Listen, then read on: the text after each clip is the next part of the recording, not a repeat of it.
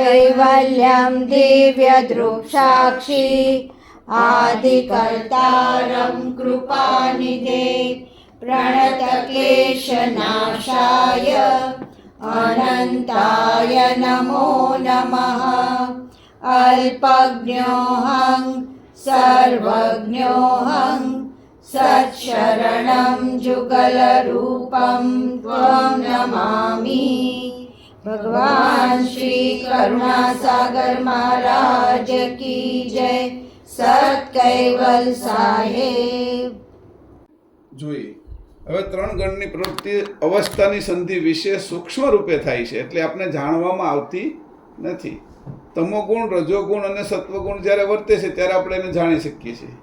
કોઈ પણ પશુ પક્ષી ક્રોધ કરે એટલે આપણને ખબર પડી જાય છે કે આ એની અંદર અત્યારે તમોગુણ વર્તે છે. પશુ પક્ષી જે કાંઈ છે એ પ્રેમ કરે છે ત્યારે આપણને ખબર પડી જાય છે કે એની અંદર રજોગુણ વર્તે છે. અને એ જ્યારે શાંત છે અથવા કોઈ પેલું તો એની અંદર શાંતિ આપણને જણાય છે, તો એની અંદર તરત આપણને ખબર પડે કે આ સત્વગુણ વર્તી રહ્યો છે. પણ ગણ એટલા સૂક્ષ્મ છે અને જળ બાજુના છે, એટલે એ ધ્યાનમાં આવવા અકળ છે. કે પરમગુરુએ એવું કીધું કે ગણની આખા જગતને ખબર હતી, કે પણ પેલા ગુણની આખા જગતને ખબર હતી. જ્યારે ગણ તો મેં જ્યારે કીધું ત્યારે લોકોને ખબર પડી કે આ ગણ પણ આવી રીતે વર્તે છે. ગણનું વર્તાવો છે એને કીધું અતિ સૂક્ષ્મ રૂપે છે. અહીં કીધું હવે ત્રણ ગણની પ્રવૃત્તિ અવસ્થાની સંધિને વિશે સૂક્ષ્મ રૂપે થાય છે તે કહું છું. અચત ગણ તે પંચવિધ અવસ્થાની ક્રિયા થાય તે અવસ્થાઓ વારંવાર ઉપજે છે અને લય પામે છે અને તેની સ્થિતિ થાય છે. તેમાં કઈ વેળાએ તે ઉપજે અને કઈ વેળાએ એટલે કઈ સમયે ઉત્પન્ન થાય અને કઈ સમયે લીન પામે છે તે પ્રવૃત્તિ માલમ પડે નહીં, તે અચત ગણને લીધે છે. અચત ગણ પોતે તે એવો છે, અચત છે, એટલે એમાં આપણે ખબર પડે નહીં. જેવું એવું હાલશે.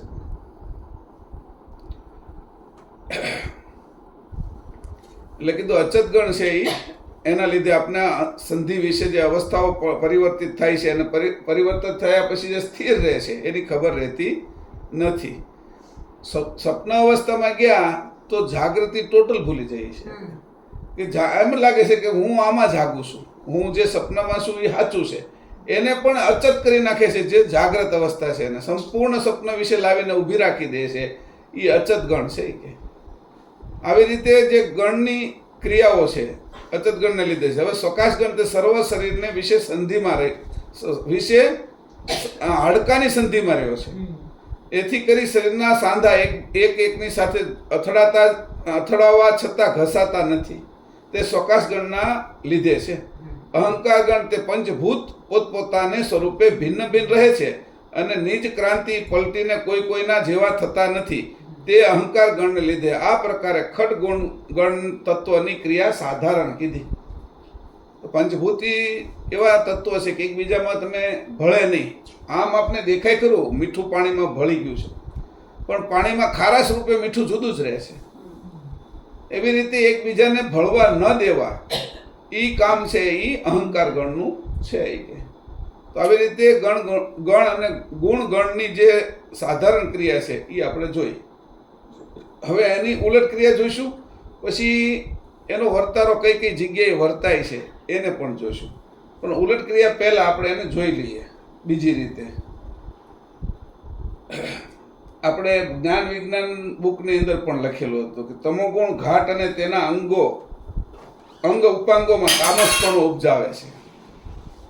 જે આપણે જ્ઞાન વિજ્ઞાન છે એ બુકની અંદર લખ્યું છે કે તમોગુણ શું કરે છે તો ઘાટ તો ખરો જ, પણ એના અંગ અને ઉપાંગોમાં બધે તામસપણું, આપણી આંખ પણ ફરી જાય છે, આપણા હાથની ક્રિયા પણ તામસ આવે છે ત્યારે એનો વર્તારો આખો જુદો થાય છે. તો એવી રીતે આપણે જોઈએ છીએ. તો એની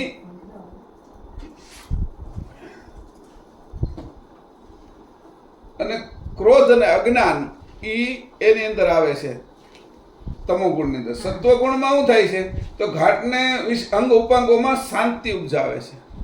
આંખ પણ આરામ જ કરતી હોય છે, કાનને પણ જીભને પણ આરામ મળે છે, શાંતિ ઉપજાવે છે. એવી રીતે રજોગુણ ઘાટ અંગ ઉપાંગોને વિશે મોહ ઉપજાવે છે. કામનાના કાર્યની અંદર પ્રવૃત્ત કરશે. મોહ અને કામના એ રજોગુણમાંથી ઉત્પન્ન થાય છે.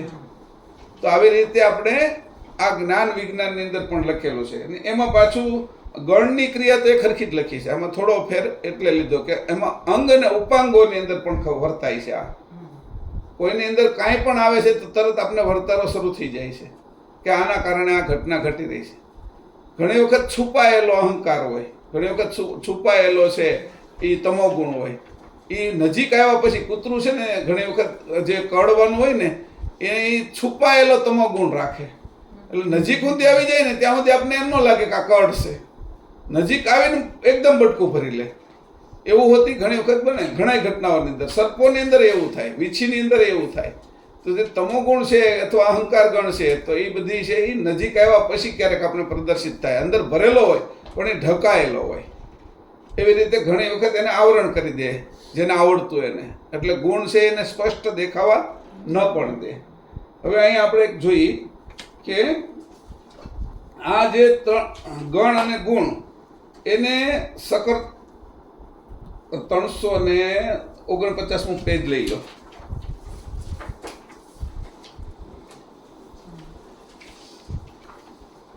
349મું જે પેજ છે એમાં લખ્યું ખટ ગુણ ગણની મુખ્ય ઉલટ ક્રિયા ઉપપ્રકરણ 7. બરાબર. હવે મુખ્ય 3 ગુણ અને 3 ગણની પ્રવૃત્તિ પ્રથમ સકર્તામણી ભાષ્ય નામના ગ્રંથને વિશે વિસ્તારપૂર્વક કહી છે. આનું ખાસ ધ્યાન રાખવાનું કે ભાઈ સકર્તામણી ભાષ્ય ગ્રંથ છે એના વિશે આ ખટ ગુણ ગણની જે ક્રિયા છે એને વિસ્તારપૂર્વક જણાવી છે. ત્યાં એને અવિગત પારસ કીધો છે. જે સકર્તામણી ભાષ્ય ગ્રંથ છે એમાં એને કહેવામાં આવ્યું છે અવિગત પારસ. આ જે 3 ગુણગણ છે એમાં ગુણની ઉપર વિશેષ ધ્યાન દેવામાં આવ્યું છે. એમાં તો કીધું કે મણિ એને કીધું આ સકર્તામણી ભાષ્ય એ જે ગ્રંથનું નામ રાખવામાં આવ્યું છે એમાં મણિ જે આવ્યો છે એના ઉપરથી કીધું કે ભાઈ આને કયો કીધું તો કે મણિ. તો મણિ કોને કહેવાય તો કે પારસને, પારસ મણિ. બરાબર. તો પછી કીધું કે આને કીધું અવિગત પારસ અને ગત પારસ, એવા 2 ભાગ સકર્તામણીની અંદર પાડવામાં આવ્યા. ગત પારસ એટલે કોને કહેવાય કે જે પારસ છે એ લોઢાને અડે અને સોનું કરી નાખે. એક વખત અડ્યા પછી એના મૂળ સ્થાન સ્થિતિમાં એ જતું નથી, લોખંડ થતું નથી. એને ગત પારસ કહેવાય. સમજાણું? હવે અવિગત પારસ કોને કહેવાય તો કે 3 ગુણ છે એ એવા છે એ અવિગત પારસ રૂપે છે કે એટલે કે જે અંતસ્કરણને અડે, એટલે ગુણ અડે તેનું વર્તન અંતસ્કરણ દ્વારા 4 અંતસ્કરણ આપણે લીધા, મન બુદ્ધિ ચિત્ત. જ્યારે જે ગુણ અંતસ્કરણને ટચ કરે, તમો ગુણ ટચ કરે કે રજો કે સતો ગુણ એને અડે, એટલે આ જેમ પારસ લોઢાને અડે એમ ગુણ છે એ અંતસ્કરણને અડે. ત્યારે શું થાય? 10 ઇન્દ્રિયોમાં વર્તન ચલાવીને નખશીક પર્યંત સંપૂર્ણ ગાઢ શરીરને કાર્યમાં પ્રવૃત્ત કરે છે.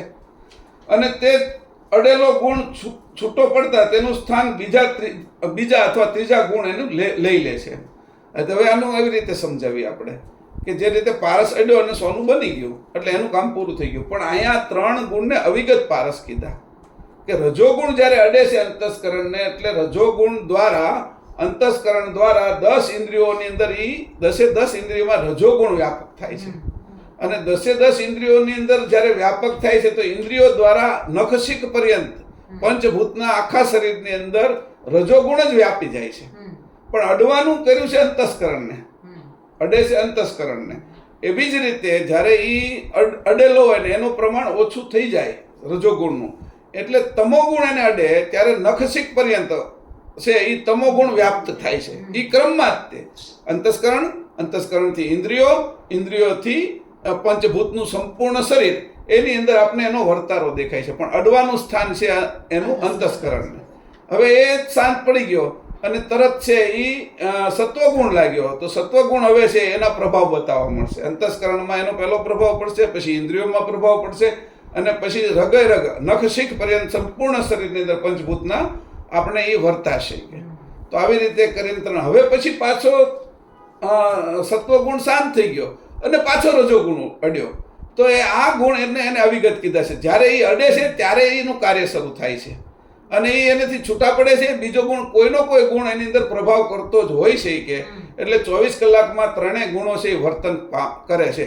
આ વ્યષ્ટિની અંદર આ ઘટના ઘડે છે, એટલે આપણામાં વ્યક્તિમાં. હવે આ વ્યક્તિની અંદર જ્યારે આ ઘટના ઘટે છે ત્યારે ત્રણેય ગુણના સ્વભાવ પ્રમાણે આ બધું વર્ત્યા કરે છે. અને જે ગુણનો જે સ્વભાવ છે એ કાર્ય કરે છે ત્યારે એક મનુષ્યમાંથી બીજાને સુધી ટ્રાન્સફર થાય છે. મને ક્રોધ ઉત્પન્ન થયો, એ ક્રોધની અસર પછી આજુબાજુના પહેલાની અંદર હોતી વર્તન, મારો જેટલો પહેલો હોય વધારે તીવ્ર, તો એ ક્રોધમાં પછી બીજાની અંદર એની અસર થાય. કોઈ એમાં ચીમળાઈ જાય અને કોઈ એની હામા પણ થાય. ધારો કે સિંહ છે એ ત્રાડ મારે, તો ત્રાડ મારતા બીજા બધા પશુઓ છે, પક્ષીઓ ઉડી જાય, પછી પશુઓ છે, હરણિયા, સસલા ને એ બધા ભાગવા મળે, પણ સિંહ ભાગતો નથી, બીજો સિંહ પાછો એની સામે ત્રાડ મારે છે. સમજાણું? એટલે જે અસર પોતાએ કર્યું છે એની અસર બધા ઉપર પડે, પણ જુદા જુદા રીતે પડે છે.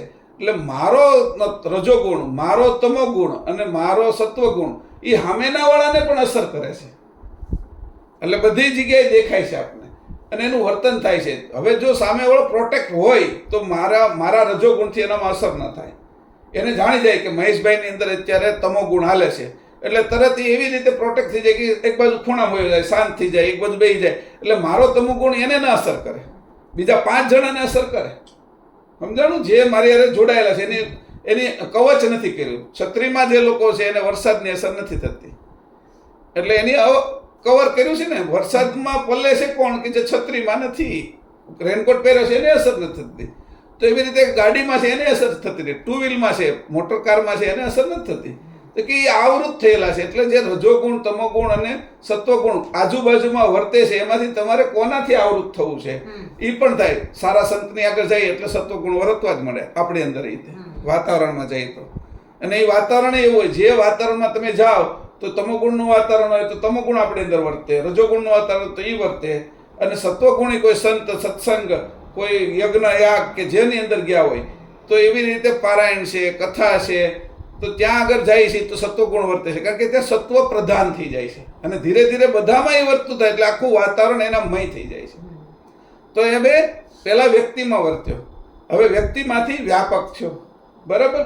તો એ રીતે વ્યાપક થાય, અને જેનું પ્રભુત્વ વિશેષ હોય, જેનો પ્રણવ મહત પ્રણવ, જેનો પ્રણવ છે એ સામર્થ્યવાળો હોય, જેની અંદર વિશેષ વિભૂતિ પ્રણવમાં ભરી હોય, એનો તો તરત જ વર્તારો બીજાની અંદર ઉતરે. જેનો સામાન્ય પ્રણવ છે એની કરતા વિશેષ પ્રણવનો અભ્યાસ છે જેને, અને પ્રણવ વિશેષ વિભૂતિથી ભરેલો છે, કારણ કે વિભૂતિ બધી જ પ્રણવમાં ભરેલી છે, શરીરમાં ક્યાંય નથી ભરેલી. જેટલો પ્રણવ સામર્થ્યશાળી એટલો એ માણસ વિભૂતિ, પછી રિદ્ધિ સિદ્ધિ અથવા મુદ્રિકા અથવા દેવત્વ એટલું પ્રાપ્ત કરી શકે. તો એવી રીતે પ્રાણના વિશે જેને, તો એનો તો બધા જ ગુણો બીજામાં વ્યાપ્ત તરત થઈ જાય. તો આવી રીતે વ્યક્તિથી આજુબાજુના સમાજની અંદર પણ ગુણોનો વર્તારો થઈ રહ્યો છે. હવે એને એટલે કીધું કે જેને અડે છે ત્યારે જે અડે છે એનો એ સમય પ્રમાણે વર્તારો ચાલે છે, એને અવિગત પારસ કીધું. અને જે જળ છે એકવાર અડ્યા પછી એનું જ રહે છે, એને ગત પારસ કીધું છે. આ બે વસ્તુ સકર્તા મણિ ભાષ્યની અંદર કીધું છે ખાસ. આ ખાસ ધ્યાન રાખજો તમે. અને એમાં કેટલું પાછું બીજું કીધું છે, મેં થોડું તમને કીધું, એટલે તમે આના ઉપરથી એનો વિશેષ અભ્યાસ કરજો. હવે કીધું છે આ વ્યષ્ટિની તો તમે વાત કરી, પણ સમષ્ટિની અંદર હું આ ત્રણેય ગુણ કરે છે. તો 46-47મું પેજ કાઢો, અને એમાં કંદ ત્રીજો, પંચમ સસંભેદ કંદ ત્રીજો, પાના નંબર 46-48 અને 37 થી 45 ચોપાઈ છે.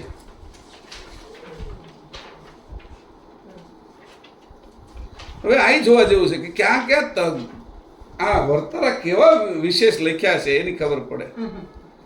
હવે અહીં કીધું છે 46મી ચોપાઈમાં એ કે જો એ કે આ સમષ્ટિ છે, વિરાટની અંદર આ 3 ગુણનો વર્તારો ક્યાં થાય છે? મોટા ભાગે તો વર્તારો છે 3 ગુણનો આંખની અંદરથી વિશેષ વર્તાય છે. હવે એમાંય તે જમણી આંખમાંથી વિશેષ વર્તાય છે. આ ખાસ ધ્યાન રાખજો. હવે એ રીતે આ વિરાટની 2 આંખો છે, ચંદ્ર અને સૂર્ય. સૂર્યની અંદર જે કિરણો હોય છે એની અંદર રજો, સત્વ અને તમો આ ગુણનો વિશેષ પ્રમાણમાં વર્તારો આપને દેખાય છે, અને એની ક્રિયા છે એ સૃષ્ટિ ઉપર થાય છે. એટલે અહીંયા કીધું છે 37મી ચોપાઈમાં. હવે જો ધરત રજો ગુણ રવિ કર જબહી જરત નીર વ્રજવત ગત તબહી ક્રિયાહી ભૌમ ભગવત વ્રજ ગ્રાહે ખાણ ચતુરત નવર ઉપજાય. ફરીથી ધરત રજો ગુણ રવિ કર જબહી જરત નીર વ્રજવત ગત તબહી ક્રિયાહી ભૌમ ભગવત વ્રજ ગ્રાહે ખાણ ચતુરત નવર ઉપજાયે. જ્યારે સૂર્ય ખાણ ચતુરત નવર ઉપજાયે, જ્યારે સૂર્યના કિરણમાં રજોગુણ આવે ત્યારે ઉપર પ્રમાણે ધ્રુતવત જામી, એટલે જેમ ઘી છે એ અગ્નિની આગળ હોય તો એ પ્રવાહી હોય અને ઠંડક બાજુ જાય એટલે એ જામી જાય. એ રીતે કે જ્યારે સૂર્યના કિરણમાં રજોગુણ આવે ત્યારે ઉપર પ્રમાણે ધ્રુતવત જામી ગયેલા પવનમાંથી, જે પવન જામી ગયો છે પવનમાંથી વીર્ય રૂપે બુંદ થઈ પાણી પડે છે. એટલે જ્યારે રજોગુણ વર્તે છે ત્યારે સમષ્ટિને એ પાણી જે પડે છે, વરસાદ પડે છે, તો એ કે કેવું છે તો કે વીર્ય રૂપે બુંદ થઈ પાણી પડે છે એટલે વરસાદ પડે છે. આ પાણી રૂપ બુંદને સ્ત્રી રૂપ પૃથ્વી પોતાના ભગસ્થાન એટલે રૂપ ઉદરમાં ગ્રહણ કરીને 4 ખાણના ઘાટો ઉત્પન્ન કરે છે. એનો રજોગુણ અને આપણો રજોગુણ. આપણો રજોગુણ એટલે આપણા સંતાનો ઉત્પન્ન થાય છે. જ્યારે વિરાટને રજોગુણ હાલે છે ત્યારે એમ કહે છે કે 4 ખાણ ઉત્પન્ન કરે છે. સ્વેદજ, ઉદ્બીજ, જરાયુ અને ઇંડજ 21 લાખની ખાણ ઉત્પન્ન થાય છે કે જે આ પૃથ્વી ગ્રહણ કરે છે એનું વિત્ત. અને વિત્તથી પર્જન્ય આ જે બધાને જન્મ આપે છે, ઘાસ, વનસ્પતિ, અનાજ, કઠોળ જે કાંઈ ઉગાવવું છે એનો ઉગાવો થઈ જાય છે. ત્યારે જીવજંતુ પણ વધી જાય છે, કારણ કે બીજા બધા નાના જે જીવજંતુ છે એની અંદર તે રજોગુણ ઉત્પન્ન થાય છે. વિશેષ વિરાટને રજોગુણ ઉત્પન્ન થયો તો આ નીચેના બધાને પણ રજોગુણ ઉત્પન્ન થાય છે. આ રીતે જીવજંતુની અંદર કે આ રીતે કરીને કે રજોગુણ વિરાટને પણ આવી અસર કરે છે અને એના કિરણમાં દેખાય છે. જેમ આપણી જમણી આંખે આ બધી વસ્તુ વર્તાય છે. જો જાણવાળો હોય તો તરત એને ખબર પડી જાય કે આની અંદર આ ગુણ હવે આવવાનો છે. આંખમાં પહેલા દેખાય છે અને પછી વર્તનમાં આવે છે. એવી રીતે સૂર્યના કિરણો જે પડે છે એના જો વર્તારા જે લોકો હોય છે, વર્તનારા, તો એ વર્તી જાય છે કે આ સમયે આ ઘટના ઘટશે એમ. હવે 38મી ચોપાઈ. ઉપજત ગુણ તમો દિન કર ઘોરા સો સતહી અપકિરણી કરી જોરા और खट ऋतु पुनियाहि ते उपानी त्रिगुण धारण से सो कहु निदानी उपजत गुण तमो दिन कर धोरा सो सतही अपकिरणी करी जोरा और खट ऋतु पुनियाहि ते उपानी त्रिगुण धारण से सो कहु निदानी त्रिगुण धारण से सो कहु निदानी. હવે પહેલો રજોગુણ આવ્યો, પણ જ્યારે સૂર્યમાં ઘોર તમો ગુણનું પરિવર્તન ચાલે સૂર્યના કિરણોની અંદર, ત્યારે પૃથ્વી આદિ પ્રદેશમાં પડેલા પાણીનું સૂર્ય પોતાના જોરદાર કિરણો વડે શોષણ કરી રહે છે. કારણ કે તમો ગુણ આવ્યો ને એટલે એનું શોષણ કરી દે છે. પછી વળી સૂર્યમાં ત્રણેય ગુણોનું પરિવર્તન અવારનવાર થયા કરે છે. તેથી કરીને 6 ઋતુ આ સૂર્યથી થયેલી છે. આ વિશે નિશ્ચયાત્મક કહું છું તે સાંભળો. હવે 6 ઋતુ કેમ બને છે અહીંયા 2 વાત પહેલા કરી દીધી, આના આધારે તમે સાંભળો. સત્વગુણની અત્યારે વાત ન કરી. નીચે વરસાદ કેમ આવે છે ને પાણી ઉપર કેમ ખેંચાય છે, તો એના 2 ગુણો વર્તાવ્યા કે રજોગુણના કારણે પાણી પડે છે અને તમોગુણના કારણે બાષ્પીભવન થાય છે. અને આ રીતે કરીને જે અશુદ્ધ પાણી છે એને ઉપર લઈ જાય છે. તમોગુણ કાર્ય કરે છે. તમોગુણનું જો કાર્ય બરાબર ન થાય ને તો વરસાદ પણ બરાબર ન આવે. જે ઉનાળામાં વિશેષ પ્રકારની ગરમી પડે છે ત્યારે વરસાદનું પણ પ્રમાણ વધારે હોય છે. એ એના ઓળખનારાઓને ખબર હોય છે. હવે 6 ઋતુ એ કે આમાંથી બની છે. આપણી અંદર એ તે 3 ગુણ છે એની 6 ઋતુઓ બને છે. ગુણ 3 છે, ઋતુઓ 6 બને છે. સ્વભાવ 6 પ્રકારના આપણા નિર્માણ થાય છે. તો અહીંયા કહે છે 6 ઋતુ કેવી રીતે. 39મી ચોપાઈ.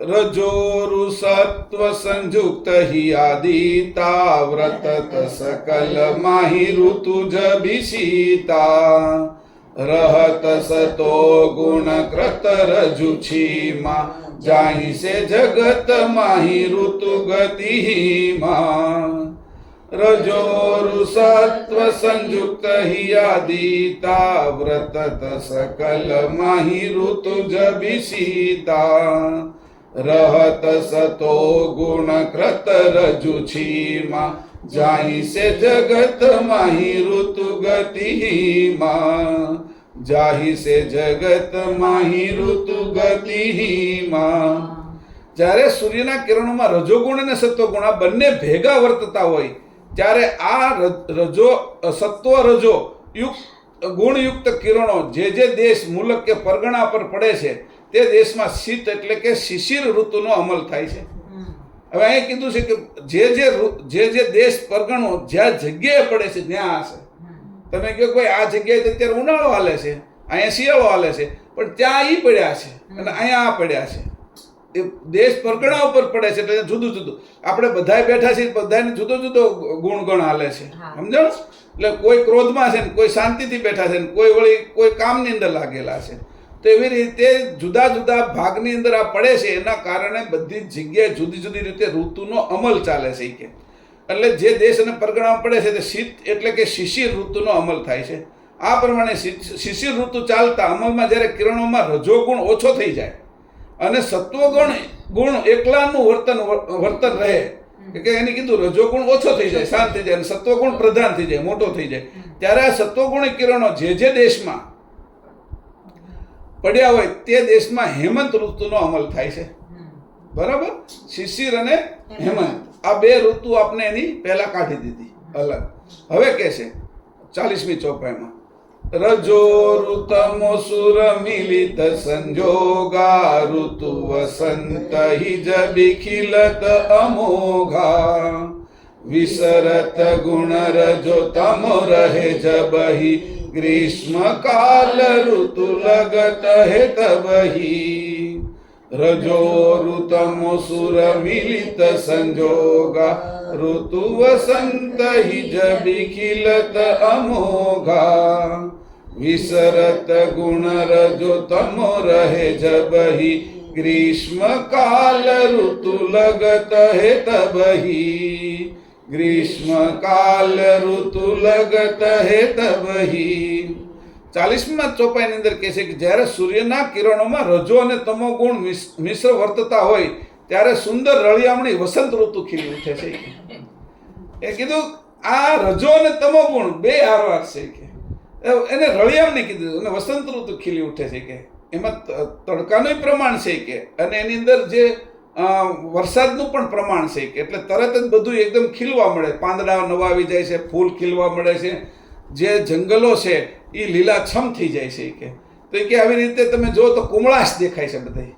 બાળક જેમ નવા પાંદડા આવ્યા હોય સવાર પડ્યું હોય બાળકને ચોખ્ખું કરી નાખ્યું હોય, વૃક્ષ બાળક રૂપ લઈ લે છે ત્યારે કે છોડ બાળક રૂપ લઈ લે છે કે તો કે આવી વસંત ઋતુની તો બધાની ઈચ્છા થાય છે. વસંત માટે તો ઘણા એમ કે વસંત ઋતુ એટલે શ્રેષ્ઠ ઋતુ ગણાય, ઋતુમાં શ્રેષ્ઠ વસંત એવું કૃષ્ણએ કીધું છે કે હું છું એમ. ઋતુઓમાં 6 ઋતુમાં એની વિભૂતિ ગણાવી છે. તો કે અહીંયા કીધું કે વસંત ખીલી ઉઠે જ્યારે કિરણોમાંથી રજોગુણ વિરામ પામે પછી પાછો રજોગુણ વિરામ પામી જાય અને તમોગુણ વધી જાય, એકલો રહે, ત્યારે ગ્રીષ્મ ઋતુનો અમલ તે પ્રદેશમાં થાય છે. જે પ્રદેશમાં તમોગુણ વધારે વર્તતો હોય કિરણ વિશે તો ગ્રીષ્મ ઋતુ એટલે ભયંકર તાપ પડવા મળે છે કે તો આ રીતે કરીને ગ્રીષ્મ કાઢી આપણે 4 ઋતુઓ એની ગુણના આધારે અલગ કરી. હવે 41 તજી તમો ગુણ રજો ગુણ સુરધર હિ ઋતુ વર્ષા લગત જગત જલ ભરહી આહી રજો માહી તમો કરહી પ્રવેશા ઋતુ શરદ મૃદુલ વ્રતત સર્વદેશા તજી તમો ગુણ રજો ગુણ સુરધરહિ ઋતુ વર્ષા લગત જગત જલ ભરહી યાહી રજો માહી તમો કરહી પ્રવેશા ઋતુ શરદ મૃદુલ વ્રતત સર્વદેશા ઋતુ શરદ મૃદુલ વ્રતત સર્વદેશા. સૂર્યના કિરણો તમોગુણનો ત્યાગ કરી હવે ઓલો તમોગુણને છોડી દે અને રજોગુણ ધારણ કરી લે. તમોગુણ આખો વયો ગયો અને રજોગુણને ધારણ કરે ત્યારે વર્ષા ઋતુ શરૂ થઈ હોય અને જગત પાણીથી તરબોળ કરે છે કે જગતને એટલું બધું પાણી વરસાવે છે કે તરબોળ શાંત કરી નાખે. જે ગ્રીષ્મ ઋતુએ જે તડકો આપ્યો હતો, તીવ્રતા આપી હતી અને એના કારણે લોકો અકળાયેલા હતા, દુઃખી હતા અને એને તપેલા હતા. એ ધરતી તપેલી હતી, પશુ પંખી તપેલા હતા. તો જ્યારે રજોગુણ આવે છે ત્યારે મોરને ખબર પડી જાય છે, કોયલો ટહુકવા મળે છે, પછી આ બધા જીવજંતુ ઉપર ખબર પડવા મળે કે હવે છે એ આપણે માટે વરસાદ આવશે. કારણ કે વિરાટની રજોગુણની જે ક્રિયા છે એ પશુ પક્ષીઓ સમજવા લાગે છે, મનુષ્યને પણ ખબર પડવા મળે છે કે હવે આ ઘટના ઘટવાની છે કે. તો ત્યારે છે એ કે રજોગુણ ધારણ કરે ત્યારે વર્ષા ઋતુ શરૂ થતી હોય, જગતમાં તરબોળ કરી નાખે છે. વળી સૂર્યના ચાલુ રજોગુણી કિરણોમાં તમોગુણ પ્રવેશ કરે છે. ચાલુ રજોગુણી હોય અને તમોગુણ પ્રવેશ કરે. પહેલાની અંદર ને આમાં બેમાં જુદું છે, જોઈ લીજો તમે. આને વ્યવસ્થિત રીતે જોવું પડશે. તો કે આને અહીં કીધું કે તમોગુણ પ્રવેશ કરે છે ત્યારે તરત જ મૃદુલ કોમળ સ્વભાવવાળી શરદ ઋતુ તે દેશમાં વર્તે છે. શરદ ઋતુ ચોખ્ખી હોય છે અને શરદ ઋતુમાં કારણ કે વરસાદ વરસી ગયો એટલે જે આકાશમાં ઉડેલા જે કણો હોય છે, જે પ્રદૂષિત, એ કણો પણ વરસાદના પાણીની સાથે નીચે આવી જાય અને ધરતીમાં આવી જાય એટલે આકાશ આખું ચોખ્ખું થઈ જાય. એટલે શરદ પૂર્ણિમા, શરદમાં ચંદ્ર પાછો પૃથ્વીની નજીક હોય છે અને શરદ પૂર્ણિમાનો ચંદ્ર છે એ વિશેષ મોટો દેખાય છે અને એની સાથે તે આકાશ ચોખ્ખું હોય છે. ચોખ્ખું હોવાના કારણે જે શરદની રાત છે, શરદ પૂર્ણિમાની રાત, એને શ્રેષ્ઠ રાત તરીકે પણ મૂકે છે. કારણ કે જેવો સૂર્ય છે એ તપાવીને આપણે ગરમ કરી નાખ્યા હતા, એવા શરદ પૂર્ણિમા અને ચંદ્ર છે એ આપણે ઠંડા પણ કરી નાખે છે. એનું મહત્વ પણ આપ્યું. ત્યારે છે એ આપણે પૌવા ને ખીર ને દૂધ ને એવું બધું મૂકીએ છીએ, ખીરુંની, કે જેના કારણે શરીરની અંદર એના કિરણો છે એમાં ઉતરી અને આપણે એનું ખોરાક કરીએ, એ ખાઈ પીએ તો એનો વિશેષ આપણે લાભ મળે. તો આવી રીતે કીધું જુઓ કે આ ગુણોનું વર્તારો ક્યાં સુધી હાલે છે, હજી આગળ આપણે વાંચીએ. 42. હવે ક્યારેક કે ઓચિંતા કંઈક ઊંધું થાય. આ બધું તો ક્રમમાં મેં તમને કીધું, પણ ક્યારેક ઊંધા ચત્તું પણ થાય કે તો એની અંદર તમારે કે એમાં શું ઘટના ઘટી છે એને પણ તમારે સમજી લેવાની. ક્રમમાં આવે છે એવી જરૂરી નથી કે ભાઈ રજોગુણ પછી છે તમોગુણ પછી સત્વગુણ આવ્યો, સત્વગુણ પછી રજોગુણ આવ્યો, એવી આમાં ક્રમમાં કોઈ જરૂરી નથી. ક્યારેક ક્રમ તૂટી પણ જાય છે ત્યારે હું ઘટના ઘટે શીખે છે. કબહુક ગુણ તમો વ્રતત વર્ષા કાલા મહાભયંકર પોમી પરત દુકાળા સ્વપ્ને રજો ગુણ ઉપજત ભાના બિન ઋતુ રસત જેદ ઘન હિ નિદાના કબહુક ગુણ તમો વ્રતત વર્ષા કાલા મહાભયંકર પોમી પરત દુકાલા સ્વપ્ને રજો ગુણ ઉપજત ભાના બિન ઋતુ રસત જે ધન હિ નિદાના બિન ઋતુ રસત જે ધન ઘન હિ નિદાના. ક્યારેક કે આવી ઘટના ઊંધી બને છે કે વર્ષાકાળ વખતે સૂર્યના કિરણોમાં તમો ગુણનું વર્તન થાય. વર્ષાકાળે વર્તન થવું જોઈએ રજોગુણનું, પણ રજોગુણને દબાવીને તમોગુણ ઉપર આવી જાય ત્યારે શું થાય તો કે તમોગુણનું વર્તન થાય તો પૃથ્વી પર ભયંકર દુકાળ પડે છે. ત્યારે પાણી પડતું નથી, કારણ કે જે પાણી છે એ નીચે પડવાના બદલે એને સૂર્યના કિરણો તમોગુણી એ ત્યાંથી જ એનું બાષ્પીભવન કરીને ઉપર લઈ જાય છે, એટલે નીચે સુધી એને પડવા દેતા નથી કે. તથા સૂર્યની સ્વપ્નાવસ્થામાં રજોગુણી કિરણનું વર્તન થાય તો બિન ઋતુ એટલે કે ગમે તે ઋતુમાં વરસાદ થાય. ઘણી વખત શિયાળામાં વરસાદ થાય તો સૂર્યને સ્વપ્ન અવસ્થા ચાલે અને રજોગુણનું વર્તન થાય એની અંદર. આ વસ્તુ ઘણી વખત નાના છોકરા છે ને ઊંઘમાં હોય ને બાથરૂમ કરી જાય એની જેવી આ સ્થિતિ છે. સમજાણું કે આ ઘટના છે એ છે ને આપણે નાના છોકરા હોય તો એને કંઈ ખબર નથી, પણ મોટા ભાગના ઊભા થઈ જતા હોય પછી ક્યારેક એની અંદરથી એવી ભૂલ થઈ જાય, સપનામાં એને એમ લાગે કે હું બાથરૂમમાં જઈ રહ્યો છું અને એ પથારી પલાળી દીધી હોય. તો એવી રીતે જ્યારે ઘટના ઘટે છે ત્યારે એનું સપનાની અંદર એને એમ લાગે છે કે હવે અત્યારે રજોગુણ ચાલુ થઈ ગયો છે, ત્યારે એ વરસાદ એમને કોઈ પણ ઋતુની અંદર થઈ જાય છે કે આગળ 43મી જોવે શીતોરુ હિમ બસત ગુણ હૃદયે રહત લિંગ સ્થાન વર્ષાઈ ઋતુ શરદયે નયન નિવાસ સુર કે ગુણ કરહી ઋતુ વસંત હિ ઓરુ ગ્રીષ્મ સમરહી શીતોરુ હિમ બસત ગુણ હૃદયે રહત લિંગ સ્થાન વ્રસાઈ ઋતુ શરદયે નયન નિવાસ સુર કે ગુણ કરહી ઋતુ વસંત હિ ઓરુ ગ્રીષ્મ સમરહી ઋતુ વસંત હિ ઓરુ ગ્રીષ્મ સમરહી. હવે જે મેં અહીંયા 42 ચોપાઈ સુધી કીધું એ 3 ગુણના પક્ષમાં વાત કરી. આપણે ત્યાં સુધીનું જ આમાં લેવું જોઈએ, પણ ઋતુનો હાલે છે તો ઋતુને આપણે પૂરું કરી નાખીએ કે ભાઈ કઈ ઋતુ વિરાટના કયા સ્થાનમાં વર્તે છે, તો એનો વર્તારો ક્યાં ક્યાં આવ્યો છે એની વાત કરી. તો 2 ચોપાઈ આપણે થોડી વધારે લઈએ કે શિશિર ઋતુ અને હેમંત ઋતુ સૂર્યના હૃદય સ્થાને રહેલી છે. સૂર્યનું જે હૃદય સ્થાન છે એમાં શિશિર અને હેમંત રહેલી છે. પછી વર્ષા ઋતુ અને શરદ ઋતુ સૂર્યના લિંગ સ્થાને રહેલી છે. અને સૂર્યના નયન સ્થાને ગુણનો આવિર્ભાવ થાય ત્યારે જે તે પ્રદેશમાં વસંત ઋતુ અને ગ્રીષ્મ ઋતુ વર્તે. એટલે આંખ વિશે, સૂર્યની આંખ વિશે છે એ વસંત અને ગ્રીષ્મ રહેલી છે. વસંત એને કેમ મૂકીએ છીએ કે ત્યાં આંખમાં, તો આંખમાં છે એ આપણે પ્રેમ પણ વરસાવીએ કે આંખની અંદરથી ક્રોધ પણ વરસે છે. તો એવી રીતે અહીંયા જોયું આ રીતે.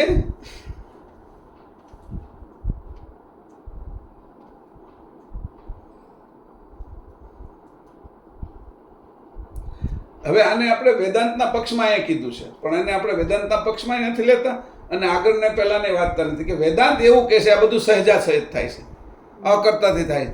ત્યારે પરમ ગુરુ એને કહે છે કે ભાઈ અકર્તાથી કંઈ થતું નથી, કોઈનું કોઈ કરવાવાળું જોઈ. વરસાદ એની મેળે આવતો નથી, તાપ એની મેળે પડતો નથી, ઠંડી એની મેળે આવતી નથી. એના માટે પણ કારણભૂત સૂર્યના કિરણો છે અને એના કારણભૂત એની અંદર વર્તતી જે 3 ગુણ છે એનો વર્તારો છે કે આના કારણે મહદની અંદર ક્રિયા થાય. તમે ન જાણી શકો અને તમે એમ કહો કે ભાઈ આ બધું એની મેળે થાય છે, તો એ વાતની અંદર એ કે તમારી જાણ ત્યાં સુધીની છે એટલે તમે અટકી ગયેલા છો કે. તો અહીંયા એ વેદાંત અને જે લોકો નિરીશ્વરવાદી છે એમાં 2 પક્ષ હતા. અકર્તાવાદી એની કીધું કે બ્રહ્મવાદી છે, પણ એની એ એમ કહે છે કે અકર્તા બધું કરે છે, એના હોવા માત્રથી થાય છે. એટલે એના હોવા, પણ આપણે એમ કહીએ છીએ કે ભાઈ એના અકર્તાથી આવું થાય નહીં, સકર્તાથી થાય. એને કોઈ કરવાવાળો જોઈએ. અને એના ઉદાહરણ મેં તરીકે તમને આ ઋતુનું આપ્યું. એમાં આપણા 3 ગુણ કેવી રીતે વર્તે છે એ પણ બ્રહ્મગુરુએ કહી દીધું. પછી એ કીધું ઈશ્વરવાદી અને નિરીશ્વરવાદી, એ 2 છે. આ પહેલા સકર્તાવાદી એટલે કરવાના, ક્રત કરવાના પક્ષમાં, અને ક્રત ન કરવા અકર્તાવાદી એટલે ક્રત એની મેળે થાય છે એવું સમજનારા. ઈશ્વરવાદી એટલે સ્વર, આપણો સ્વર છે એ ઈડા પિંગળા અને સુષમણા, અને મહદ સ્વર છે એને ઈશ્વર કીધો. તો એ એમ કહે છે કે નિરીશ્વર, કોઈ ઈશ્વર છે નહીં. હવે તું શ્વાસ લેશો એ તે ઈશ્વરનો અંશ છે, તો જે અંશ છે તો એનો અંશી હોવો જોઈએ. એટલે નિરીશ્વરવાદી છે એ એના જે પક્ષો છે નિરીશ્વરવાદીના ઘણા છે, જૈન બૌદ્ધ આ બધા નિરીશ્વરવાદી ગણાય છે. અને બીજા હતી કે ભાઈ ઈશ્વરને અમે માનતા નથી, પણ તું શ્વાસ લીધા વગર તો કંઈ કરી નથી શકતો. તો જે તારો શ્વાસ છે ઈશ્વર એટલે સ્વર, ઈડા પિંગળા અને સુષમણા, આ 3 સ્વર આપણામાં છે અને એ મારો સ્વર છે. અને જે એ કહું છું એટલે જે એમાં જે મહદમાંથી મારામાં આવે છે એને હું ઈશ્વર કહું છું, જે મને જીવન આપે છે. તો એ ઈશ્વર, અહીંયા 2 વાદ છે અને આ વાદને પણ અહીંયા દેખાડવામાં આવ્યા છે કે જુઓ તમે કે ઈશ્વરવાદી અને નિરીશ્વરવાદીમાં જે એમ કહે છે કે ઈશ્વર છે નહીં, એ અકર્તાવાદીને સમર્થન આપે છે, અથવા ઈશ્વર નથી, નિરીશ્વરવાદીને સમર્થન અકર્તાવાદી આપે છે. એટલે બ્રહ્મને આખરે તો જે બ્રહ્મજ્ઞાની છે કે બ્રહ્મવાદી છે એને નિરીશ્વરવાદીના જ પક્ષમાં મૂકી દેવામાં આવ્યા છે. આ વાત સમજજો. એ એમ કહે છે કે ભાઈ નીચેના ઈશ્વરો આ બધું કાર્ય કરે છે અને અકર્તા બ્રહ્મથી આ બધું થાય છે એના હોવા માત્રથી. તો કે એવું થાય નહીં, સકર્તા વગર અકર્તાથી કાંઈ થાય નહીં. તમે અકર્તાને તો પહેલા જ કીધું કાંઈ કરતો નથી, કાંઈ કરતો નથી, એની ઉપર પાસે એના હોવાથી થાય છે એવું પણ આરોપણ નાખી ન શકો. એટલે તમારે એક પક્ષ નક્કી કરવો પડે, સકર્તા સિવાય થાય નહીં.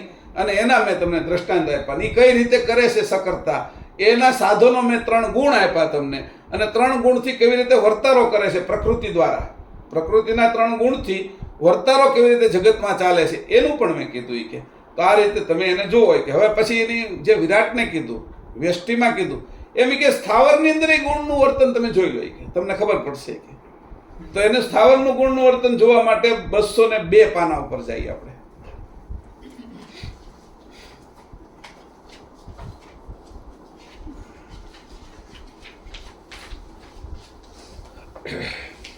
એનું થોડું વિશેષ છે અને ત્યાંથી શરૂ કરીએ આપણે. હવે કીધું સ્થાવરને વિશે 3 ગુણ અને 3 ગણ. 202 નું પાનું, પંચમ સસમ વેદ અને બીજો ફકરો કંદ 11મું છે, બરાબર. હવે બીજા ફકરાની અંદર કીધું છે હવે સ્થાવરને વિશે 3 ગુણ અને 3 ગણ રહ્યા છે. આ 6 ગણનું મહત્વપણું કેવી રીતે છે તે સાંભળો. હવે જે હવે પહેલા એની વ્યષ્ટિ આપણા માટે કહી દીધું, પછી આપણાથી આ આજુબાજુમાં વર્તન કેવી રીતે થાય છે 3 ગુણનું એનું કહી દીધું, પછી એક વાતાવરણ ગુણનું કેવી રીતે બને છે એનું કહી દીધું, ત્યાર પછી વિરાટની અંદર ઋતુઓ કેવી રીતે ફરે છે ગુણના કારણે એનું પણ કહી દીધું. ગુણ કેવા છે, આ ગુણ છે એ પ્રકૃતિના જન્મેલા છે, અને આ બધું ચલાવવા માટે અત્યારે ગુણ જ કાર્યરત છે. કે અંશની અત્યારે અલગ વાત છે, આપણે અંશને કે આત્મા પરમાત્માની વાત નથી કરતા, ચલાવવા માટેની જે ઘટના હાલે છે એના માટે કહીએ છીએ. તો એને કીધું એનું મહત્વ, 6 ગુણગણનું મહત્વ કેવી રીતે છે તે સાંભળો. પ્રથમ તમો ગુણની મહત્તા, તે સ્થાવરને વિશે શાખા, પેઢ તથા પત્રમાં દીઠપણું, વાંકાપણું, ટેડાપણું રહેલું છે તે તમો ગુણની મહત્તા જાણવી. જો હવે વૃક્ષના વિશે કે છે, સ્થાવરના વિશે શાખા એટલે જે શાખા છે એટલે ડાળી, પેઢ એનું જે થડ છે ઈ, તથા પત્રમાં ટેડાપણું, વાંકાપણું રહ્યું છે તે તમો ગુણની મહત્તા છે. જ્યાં વાંકું તમને દેખાય એટલે સમજી લીધું કે તમો ગુણ છે.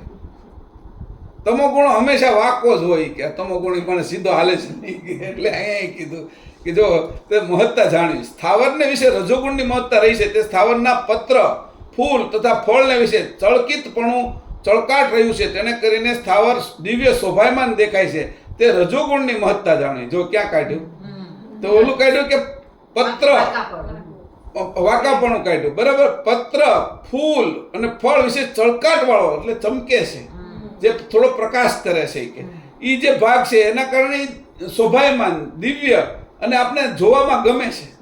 ઓલું કેરી પાકેલી હોય ને પીળી પડેલી, તો આપણે સામે આમ હસતી હોય એવું લાગે. એટલે એવી રીતે જે પણ લાલ તમે દાડમ હોય, હમણાં તો ડ્રેગન ફ્રૂટ આવે છે, તો એ ડ્રેગન ફ્રૂટ જોવો ને તમે, એમાં લાલ ઘૂમ ને મોટા થયેલા હોય ને, આપણે એવા શોભાયમાન થાય કે આપને હસાવી નાખે છે, કે કેવા સરસ દેખાય છે. એવી રીતે ફૂલ પણ હસાવે. આ ફૂલ જ્યારે ખીલી જાય છે તો કે શોભાયમાન કરે છે. કે તેના વિશે શું છે કે તો કે રજોગુણની મહત્તા ભરેલી છે. કે આ પણ કેવી મજાની ગોઠવણ છે કે ગુણની વાત. તેથી કરીને સ્થાવર દિવ્ય શોભાયમાન દેખાય છે. હવે રજોગુણની મહત્તા જાણવી. વળી સ્થાવરને વિશે સત્વગુણની મહત્તા રહી છે. એથી કરીને સ્થાવરમાં વૃદ્ધિ અંકુરને વિશે કોમળપણું રહ્યું છે. વૃદ્ધિ અંકુરને વિશે કોમળપણું રહ્યું છે, તે સત્વગુણની મહત્તા જાણવી. હવે અંકુર ફૂટે છે, જો એ કોમળ ન હોય તો એની અંદર ઉગવાનો હરખો ગુણધર્મ ન રહે. અને એને અંકુર વિશે કોમળતા છે, અને એ આપણે બધાને ખબર છે. મગ, મઠ, ચણા પલાળીએ છીએ, અને એમાંય તે ઘણા લોકો છે એ વિશેષ વ્યવસ્થિત પલાળતા હોય છે. તો એના પેલો જારી મૂકે અને એમાં મૂકે તો એ એવડા મોટા મસ્ત નીચે સુધી નીકળી જાય છે, બધા કણાની અંદરથી, જાળીમાંથી. તો આપણે એ ગમે છે ત્યારે એ કોમળતા, એ જે કોમળ અંકુર વિશે કોમળપણું રહ્યું છે, સત્વગુણનો ભાગ જાણો. હવે સ્થાવરને વિશે અહંકારગણની મહત્તા રહેલી, તેને કરીને સ્થાવર અક્કડપણે નિર્ધાર રહે છે, તે અહંકારગણની મહત્તા જાણવી. જો અહીંયા ગણ હોતી લઈ લીધા છે કે અહંકાર શું કરે કે સ્થાવરને મક્કમ રાખે છે અને અક્કડ રાખે છે. એ હવે અહીંયા સત્વગુણ હતો તો અંકુરને કોમળ રાખે છે, અને અહંકાર ગુણ છે એ સ્થાવરને અક્કડ રાખે છે. હવે જો એ ઊંધું થઈ જાય તો શું થાય? એમ તો કે એ અક્કડ એટલે ઊભું ન રહી શકે, અને પેલું અંકુર છે એ અક્કડ થઈ જાય તો તૂટી જાય, એ આગળ ગતિ ન કરી શકે, એના મૂળિયા અથવા ઉપર કાઢી ન શકે. કોમળ રહેવાનું છે ત્યારે કોમળતા જોઈ છે, અને અક્કડતા છે એના માટેની વ્યવસ્થા પરમ ગુરુએ કરી છે. કે આ બધું જો મારા તત્વને તમે ખાલી જુઓ તો ખરા, એકવાર જોશો તો તમને ખબર પડશે કે તમને કોઈ એવો ભાગ નહીં દેખાય કે મેં જે બનાવ્યું છે એની અંદર કોઈ ખામી કાઢી જાય. તો આવી રીતે કે રજોગુણની મહત્તા જાણે, પછી કીધું અક્કડપણે નિધાર છે તે અહંકાર ગણની મહત્તા જાણે. હવે સ્થાવરને વિશે સ્વકાશ ગણની મહત્તા રહેલી છે, તેને કરીને સ્થાવરને વિશે વિકાસપણું ઘણું છે અને શાખાઓ ન્યારી ન્યારી વિખરાય છે. શાખાઓ ન્યારી ન્યારી વિખરાય છે તે સ્વકાશ ગણની મહત્તા જાણવી. હવે જે એમાં ગતિ કરે છે અને ફેલાવે છે જુદી જુદી રીતે, મૂળમાં અંદર ફેલાવે, બહાર હોતી ડાળીઓને બધી જગ્યાએ ફેલાવે, અને જે ફેલાવો કરે છે એ કામ સ્વકાશ ગણની મહત્તા જાણવી છે. હવે સ્થાવરને વિશે અચત ગણની મહત્તા રહેલી છે, તેને કરીને સ્થાવર સદાકાળ ચિંતન સિવાય અચત સરખું રહે છે. એને કોઈ એની અંદર ચિંતન હાલતું એવું દેખાય નહીં આપણને. એ અચત ગણની મહત્તા, તે સ્થાવરને વિશે અચત ગણની મહત્તા જાણવી. કારણ કે ચિંતન એને થતું નથી, પણ તમે કીડી હોય તો કઈ ચિંતન કરતી હોય, એ એની પ્રવૃત્તિ ઉપરથી ખબર પડે. કરોળીઓ એ ચિંતન કરે છે એની ખબર પડે, એની અંદર કઈ ચિંતન હાલે છે એટલે એ પાછો ઝાડ બનાવે. હવે કબૂતર છે તો કાગડો છે, એનો માળો બનાવવા માટે હાઠીકા ગોતતો હોય ત્યારે આપણને ખબર પડી જાય કે હવે આને એનું બચ્ચું આવવાનું, ઈંડું આવવાનું થયું છે, અને એ માળો એટલા માટે બનાવે છે, હાઠીકા લઈ જાય છે. હુઘરી જ્યારે માળો બનાવે ત્યારે ખબર પડી જાય એની અંદર ચિંતન હાલે છે. એ ચિંતનને જોઈએ તો આગળ હું એની ગતિ છે એની ખબર પડી જાય. પછી એવી રીતે કૂતરાઓ હોતી જે માટી હોય ને એને ખોદતા હોય અને બખોલ બનાવતા હોય, તો કૂતરી જ્યારે બખોલ બનાવે ત્યારે ખબર પડી જાય કે પ્રસવમાં આવી છે, હવે એના પેલું મૂકવાની છે. બિલાડી હોતી એની જગ્યા ગોતવા મળે ક્યાંય, એટલે એનું આપણે તરત ખબર પડવા મળે. અને ઉંદરડા જે જગ્યાએ આવતા હોય તો એના બચ્ચા મૂકેલા આપણે ખબર પડી જાય. તો કે ઝીણામ ઝીણા જે છે પતંગિયું તેનું ચિંતનમાં છે, તો કે સ્થાવરના ચિંતનની આપણે ખબર પડતી નથી. એ અચત ગણનું કાર્ય છે. એમાં જોવો તો ખરા કે હા ઊંધી કે મેં ગોઠવ્યું છે, અને કોણ મારી ગતિને કોણ ઓળખે કે બધાની અંદર મેં એક ગતિનો આ પસારો કર્યો છે. નવ બુદ્ધિ મારી આગળ છે. નવ બુદ્ધિની અંદર જે અનંત બ્રહ્માંડો મેં ઉત્પન્ન કર્યા એ એક બુદ્ધિનો પસારો છે. એમાં એક બુદ્ધિની અંદરથી ભાગ પાડતા પાડતા બ્રહ્મજ્ઞાનીઓને આપી, એમાંથી નિરંજન તત્વને માનનારા હતા જે બીજ ધર્મને માનનારા એને આપી, ઋષિમુનિઓને આપી, સંતોને આપી, પછી આદ્યશક્તિને આપી, બ્રહ્મા વિષ્ણુ શંકર 3 ગુણને આપી, અને એમ કરતા દેવોને બુદ્ધિ આપી. બધા જીવ જંતુ પશુ પંખી બધાને સૂર્ય ચંદ્ર એને હવોની બુદ્ધિ આપી દીધી, અને મનુષ્યને પાછી વેચી. આ 9 અબજ મનુષ્યને છે, એમાં મારા ભાગે કેટલી બુદ્ધિ આવી છે, અને એ બુદ્ધિથી હું આનો વિચાર કરું કે 9 બુદ્ધિનો તો મારે હું કેમ પહોંચી શકું. કે મારી એવી ગતિ જ નથી. આ તો પરમ ગુરુએ એટલું મને આપ્યું છે, પંચમવેદ આપ્યો છે, 18 ગ્રંથો લખ્યા છે, ત્યારે મારી બુદ્ધિ ખીલે છે. જેમ કોઈ પાણી આપણે પાઈએ અને વૃક્ષને એમાં ફૂલ ખીલે, ફળ ઉત્પન્ન થાય, એમ આનું પોષણ મને મળે છે, ઝાડનું, પંચમવેદનું, પરમ ગુરુનું. તો એની પોષણના કારણે મારી બુદ્ધિની અંદર ખીલાવટ આવી છે, અને હું એની કળાને સમજી શકું છું. એટલા માટે પરમ ગુરુના આપણા આ સત્સંગ અથવા આપણા આ ક્લાસો એનું મહત્વ કેટલું છે એ દેખાડીએ છીએ. કે હવે આપણે નાની એવી બુદ્ધિ બાજુ નથી રહેતા, તો એ સમજવાની કોશિશ કરીએ છીએ કે હવે પરમ ગુરુની સાથે આપણી બુદ્ધિ જોડાય છે. એમ કીધું કે અલ્પજ્ઞ આપણે કેવી જાણ છે, તો કે અંશની જાણ અલ્પજ્ઞ છે અને પરમ ગુરુની જાણ સર્વજ્ઞ છે. હવે પરમ ગુરુની અલ્પજ્ઞ અને સર્વજ્ઞ બે જાણ મળી જાય તો આપણે હમણાં જ્યારે ક્લાસ શરૂ કરીએ એટલે ગાઈ છીએ ને તરત અલ્પજ્ઞ હંગ સર્વજ્ઞ હંગ સત્સર્ણમ જુગલ રૂપમ ત્વમ નમામિ. પછી અહીંયા કહીએ છીએ કે હું અલ્પજ્ઞ છું અને તમારી સાથે મને જોડી દો, એટલે એના ચરણમાં જાય છે. તો આ જાણ આપને એની સમજાય, નકર કાંઈ સમજાય નહીં. જેમ પશુ પક્ષી આવીને જીવે, એના સંતાનો ઉત્પન્ન કરે, એનું કામ પૂરું થાય એટલે પછી મરી જાય, એમ પશુવત જીવન જીવી. આપણે મોટા બંગલા બનાવીને એ લોકો પોતાને દર બનાવે, કોઈ માળો બનાવે, એનાથી કઈ વિશેષ આપણે જીવી શકતા નથી. આ તો પરમ ગુરુનું જ્ઞાન છે. એટલા માટે આપણને આ ખબર પડે છે કે આટલી બધી વસ્તુ આમાં મૂકેલી છે. તો અહીંયા આ રીતે જોઈએ. હવે એને કીધું આગળ પાછા ચાલીએ.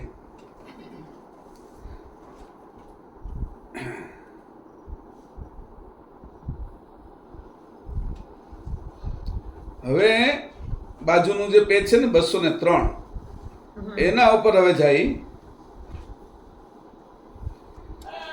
બીજો ફકરો. બરાબર, 203 બીજો ફકરો. હવે સ્થાવરને વિશે 3 ગુણ અને 3 ગણ તથા પંચભૂત અને ચતુષ્ટ તત્વ કારણ તે ઉલટા સુલટી અંગના વિભાગને વિશે વિશેષ રહ્યા છે. હવે તેની ક્રિયા કહીએ છીએ. સ્થાવરની ત્વચાને વિશે સ્વકાશગણ અને રજોગુણ રહ્યા છે. હવે પાછું અહીંયા કીધું, જો સ્થાવરની જે ત્વચા છે એના વિશે શું છે તો એ કે રજોગુણ અને સ્વકાશગણ રહ્યા છે. એથી સ્થાવરને ફળ તથા ફૂલ બંને હોય છે, પણ આ ફળ ફૂલ ત્વચાને વિશે લાગે છે. સ્થાવરને જે ફળ ફૂલ લાગે છે એ ત્વચાને વિશે લાગે છે. કે તો કે એની ત્વચાને વિશે, પછી જ્યાં આવે છે ને ત્યાં ત્વચા હોય છે. આપણે ખાલી છાલ છે એને ત્વચા નહીં ગણવાની. જ્યારે ડાળી છે એની ત્વચા છે, ડાળી ઉપર જે જગ્યાએ આવે છે એ ત્વચાને વિશે ફળ અને ફૂલ લાગે છે, એટલે એની કીધું સ્વકાશગણ અને રજોગુણ ત્યાં રહે છે. વળી સ્થાવરના અંકુરને વિશે સ્વકાશગણ અને રજોગુણ રહ્યા છે.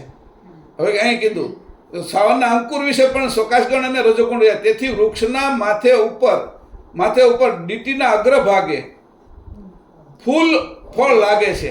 હવે એ ક્યાંથી એવા ફૂલ ખેંચે ક્યાંથી કે અંકુરમાંથી ખેંચીને ત્યાં ઉપર લગાડે છે. કે એ કામ ત્યાં સુધી પકડવાનું કામ આ બે કરે છે, કે સ્વકાશગણ અને રજોગુણ. કે ધરતીમાં જે ફળ ફૂલ છે એ આપણે દેખાતા નથી. માટીમાં, પોદળામાં, પાણીમાં, સૂર્યપ્રકાશમાં, હવામાં દેખાતા નથી. એને દેખાય એવા અદ્રશ્યને દ્રશ્ય રૂપ આપણે અમે પ્રદર્શિત કરવા માટે સ્વકાશગણ છે અને રજોગુણ એને કીધું જે ઉપરની દીઠ સુધી મૂળિયાથી લઈને અંકુરના નીચેના ભાગથી લઈને ખેંચીને ત્યાં સુધી અગ્રભાગે ફળ ફૂલ લાગે છે.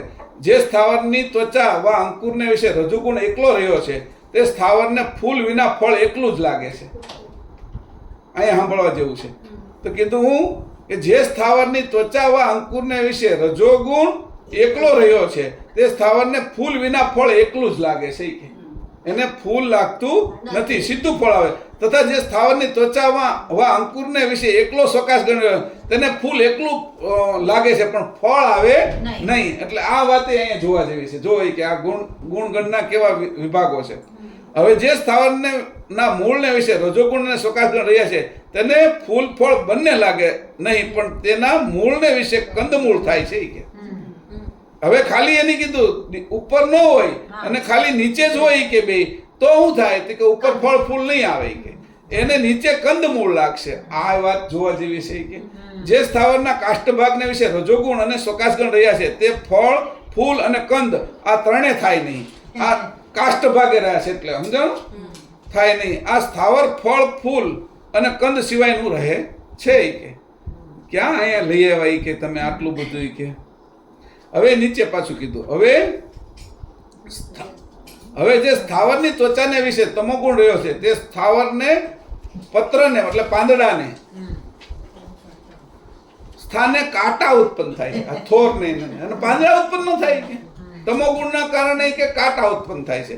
તથા જે સ્થાવરને અંકુરને વિશે અહંકાર ગણ રહ્યો છે પાછળ ક્યાં અંકુર વિશે છાલ વિશે કઈ કઈ જગ્યાએ લાગેલા છે એના ઉપર આખું પરિવર્તન છે બધું. કે તો કીધું જે સ્થાવરને અંકુરને વિશે અહંકાર ગણ રહ્યો છે તથા ત્વચાને વિશે તમોગુણ રહ્યો છે તે સ્થાવરના પેટની આડ લઈને પત્ર ફૂલ ફળ સર્વ વિશે રોમ કાંટા ઉત્પન્ન થાય છે. કે કાંટા ઉત્પન્ન થાય એને કાંટા છે, ફળ કાંટાળું હોય, પછી એનું જે કઈ આવે એનું ફૂલ પણ કાંટાળું હોય, કે એનું પાંદડું કાંટાળું એ વાગે એવું હોય. કે કે જો તમે કે એના રોમ કે એને કાંટા ઉત્પન્ન થાય છે. કે તમોગુણ અને અહંકાર ગણ બે રહ્યા છે.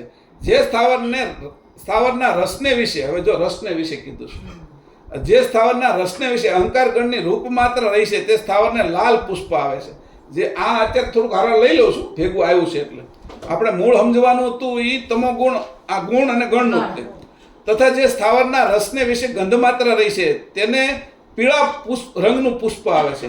તથા જે સ્થાવરને રસને વિશે સ્પર્શ માત્ર રહી છે તેને હરિયા એટલે લીલા રંગનું પુષ્પ આવે છે. અને જે સ્થાવરને રસને વિશે શબ્દ માત્ર રહી છે તેને શ્યામ રંગનું ફૂલ આવે છે, કાળા પડતું શ્યામ રંગનું. હવે એ આમાં એને પછી હું માત્રામાં જતો નથી, આપણે જે ગણ ઉપર જ જાય છે. નહીં એટલે આપણે ગુણગણ ઉપર જ જાય ને, એમાં એને છોડી દઈએ છીએ આપણે.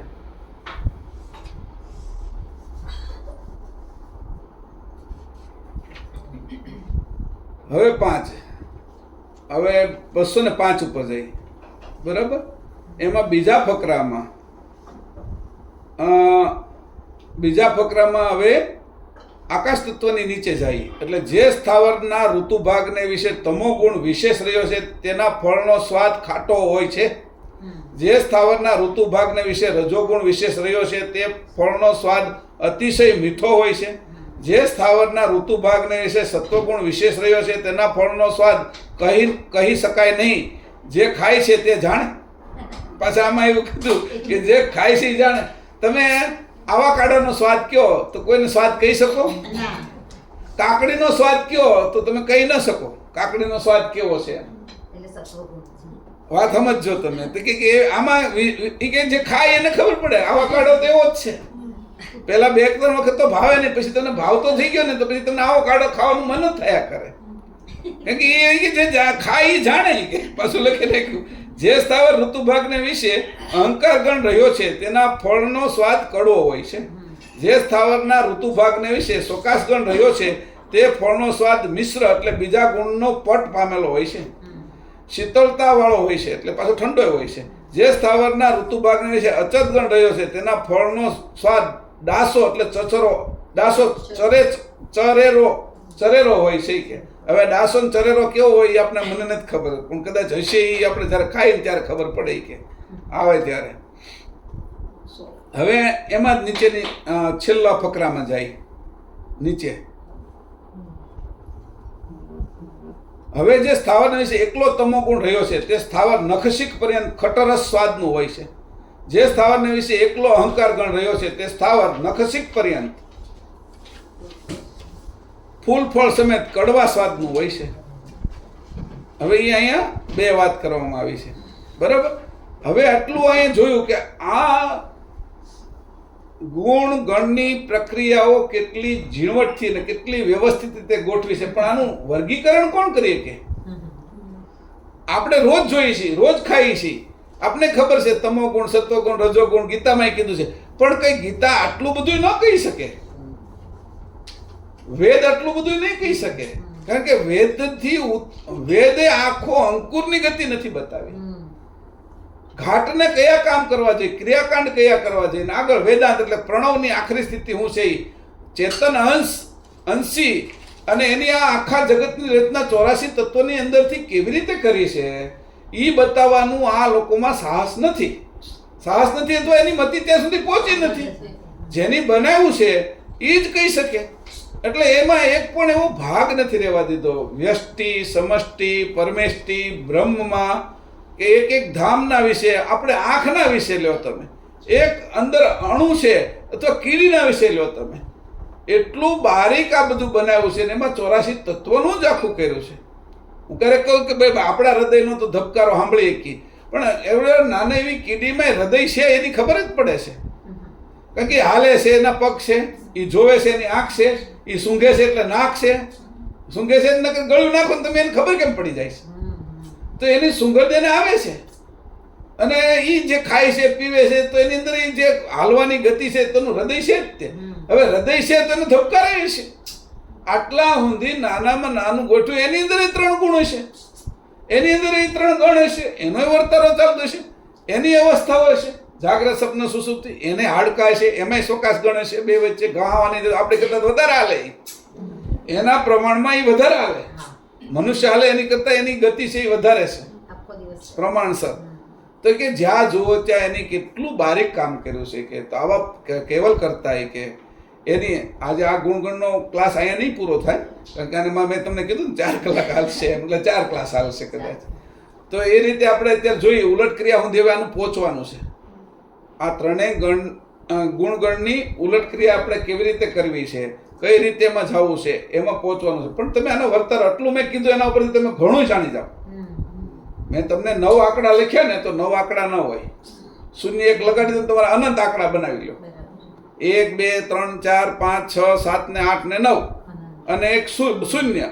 હવે મેં તમને કીધું તમારે અનંત બનાવી લેવાના. 52 અક્ષરમાંથી અનંત પત્રો લખો ને તમે, એને કાનો માત્ર લગાડ્યું. તો એવી રીતે આ પરમ ગુરુ આપને આટલા 18 ગ્રંથમાં અનંત બ્રહ્માંડને કેમ બનાવે એનું વાત લખે છે.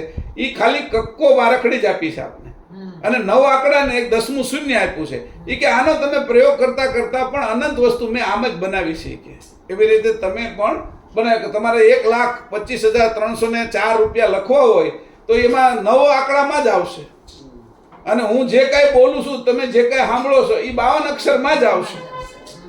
બરાબર? એટલે આ રીતે તમે જોશો તો તમને ખબર પડશે કે ભાઈ આ ખાલી આપણે ઉદાહરણ આપે છે. ઉલટ ક્રિયા 50 થઈ છે એ માત્ર ઉદાહરણ છે. તમને જ્યાં જોશો ત્યાં તમને આ બધું તમને દેખાશે, અને આવું જોવું જોઈએ. આ નજર જ કરવી જોઈએ કે જે મારી દ્રષ્ટિ છે એ દ્રષ્ટિ ચર્મ દ્રષ્ટિ છે. દ્રષ્ટિ થવી જોઈએ પરમ ગુરુની, ચેતન દ્રષ્ટિ. એટલે ક્યારેક એવું બને, હું આજે સવારમાં કહેતો હતો માને, 1-2 જગ્યાએ હમણાં મેં નવું કહેવાનું શરૂ કર્યું કે જે આપણી આંખ છે એ ચામડીની બનેલી છે, પણ હું પોતે અથવા કેવલ કરતા પોતે એ ચામડી વગરના છે, તો ચામડીની આંખે કેમ દેખાશે? કારણ કે એની વિજાતી આંખ છે ને. ચામડીની આંખેથી તો જે ચર્મ વાળું દેખાશે. અંશ પોતે ચર્મ વગરનો છે અને અંશી પોતે ચર્મ વગરના છે, તે કેવી રીતે દેખાશે? એટલે આપણી જે જીભ છે એ જેને જીભ નથી, જેનો સ્વાદ હાવ જુદો છે, આપણી જીભની ચામડીથી એનો સ્વાદ કેમ લઈ શકશું? જેને પગ નથી એની આપણે પરિક્રમા કરીએ છીએ કે ભગવાનની પરિક્રમા કરી, એને પગ નથી ને આપણે આ પગથી એની પરિક્રમા કરશું તો એના પગની આપણે કિંમત નહીં કરીએ. એના પગ કેવા હશે? કારણ કે મેં રોજ પરિક્રમા કરું એટલે મારા પગથી કરું, એટલે હું એની મારા પગ જેવા એના પગ સમજુ. પરમ ગુરુ કે કૈવલ કરતા કે તારું પોતાનું સ્વરૂપ આવું નથી, કે તું જે સાધનથી જોવા જાશો ને એ સાધન ત્યાં ટૂંકા પડશે. તારે અત્યારે ચંદ્રમાં જવું છે અને સાયકલ નીકળો તો ચંદ્રમાં નહીં જઈ શકે. એટલે આ બધા સાધનો સાયકલ જેવા છે, અને તારે સૂર્ય ચંદ્રમાં જવું છે. એટલે તારે તારા સ્વરૂપ જોવું છે, તારા કરતા કોણ છે એ જોવું છે, ને અમને કોણ મેળવી દે એવા પરમ ગુરુ જોઈએ છે તારે. કારણ કે બે વચ્ચે પરમ ગુરુ ન મળે તો મને કેમ ખબર પડે? જે હાથથી હું પકડું છું એ હાથ વગરનાને મારે પકડવાનું છે. મને ટેવ કેવી પડી? મંદિરે જાઓ તો વળી ઘંટ લેતો જાઓ, ટંકોરી લેતો જાઓ, આરતીની થાળી હોય એની અંદર દીવા પેટાવતો જાઓ, એ બધું મેં હાથમાં પકડ્યું છે. પછી 56 ભોગ ધરાવું, એને ભોજન કરાવું, આમ કરીને અપાન પ્રાણાય સ્વાહા અપાને, જે હું એને અર્પણ કરું છું એને હાથ નથી, એને હું પકડવા જાઉં છું, એને મુખ નથી, એને હું ખવડાવવા જાઉં છું. મારી બુદ્ધિથી હું કેમ કરીને એને પ્રાપ્ત કરું? એટલે મારી બુદ્ધિ એટલે ઘાટની, પણ મારી બુદ્ધિથી જ પ્રાપ્ત કરું એ અંશની. સમજો? ઘાટની બુદ્ધિ કે મારી બુદ્ધિથી હું કેમ પ્રાપ્ત કરું એમ કરીને હું હાવ ત્યાં એના શરણમાં આવી જાઉં છું કે હું તમારા શરણમાં છું, કે હું મારી બુદ્ધિથી તમને ન પ્રાપ્ત કરી શકું. તમે રામને બનાવનાર, તમે કૃષ્ણને બનાવનાર, તમે બ્રહ્મા વિષ્ણુ શંકર આદિશક્તિ નિરંજન કીડીથી લઈને સૂર્ય ચંદ્ર આ બીજા કોઈએ બનાવેલું નથી.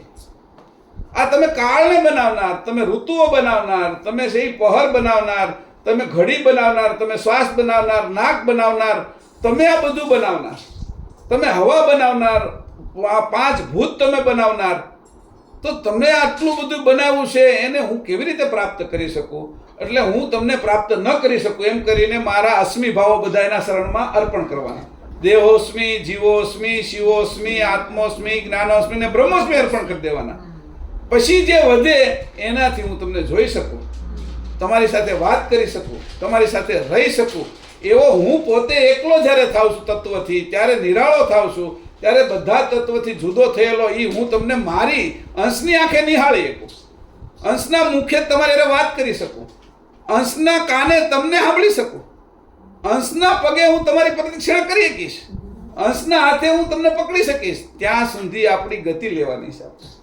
તત્વની બધી રમત સમજી ગયા પછી અહીં જવાનું છે સમર્પણ ભાવ, અને સમર્પણ ભાવમાંથી જે હું ઉઘરેલો છું એની સમજ. એટલે એ બેને જોડવાની, મારી અલ્પજ્ઞ ગતિ અને આપની સર્વજ્ઞ ગતિ. તમે આટલું બધું બનાવી શકો છો, હું એની અંદર રહેવું હોય તો એની સમજથી રથ રહી શકતો. જે આ બધા તત્વો બનાવ્યા એની સમજથી નથી રહી શકતો. મારી સમજ એ આમાં રહેવા માટે ટૂંકી પડે છે. આ પૃથ્વી પર રહેવા માટે મારી સમજ ટૂંકી પડે. ક્યારેક ક્યારેક તો મારે દંડ આવી જાય છે આરટીઓ વાળાનો કે 2000 દંડ ભરો, કારણ કે એ સમજમાં મારે ક્યારેક એનું વટાઈ જવાય છે. ક્યારેક પોલીસનું કંઈક આવી જાય, ક્યારેક છે કલેક્ટર તરીકે, ક્યારેક છે ભરવામાં મોડું થઈ ગયું વેરો, ઇલેક્ટ્રિક બિલ, ગેસ બિલ તો ભરો તો એનો દંડ આવે આવતા વખતે. હું આમાં હોતી સમયસર નથી રહી શકતો, ટાઈમસર કામ નથી કરી શકતો, એમાંય મારી ભૂલ પડે છે, તો પછી કે હું તમને પ્રાપ્ત કરવામાં મારી કેવી ભૂલ પડી જાય? તો કે તમારા બનાવેલામાં પણ વર્તન કરવામાં મારી બુદ્ધિ નથી હાલતી, તો તમને કેમ જાણી શકું? એમ કરીને એને સમર્પણ થયું. સમર્પણ થયું એટલે પરમગુરુએ બુદ્ધિ આપી, સમજણ આપી, અને એનો વિવેક સમજણ લઈને પરમગુરુના ચરણની અંદર જવાનું અને પરમગુરુ દ્વારા કેવલ પ્રાપ્ત કરવાના સજાતી અંશના અંશી. આટલું આપણે અહીંયા આ ક્લાસ અહીંયા રાખીશું. પછી આ હજી તમો ગુણ આગળ, આ ગુણગણનો ક્લાસ હજી આગળ ચાલશે. શ્રીમદ કરુણા સાગર ભગવાન કી જય. શ્રીમદ કરુણા સાગર મહારાજ કી જય. સત કેવલ સાહેબ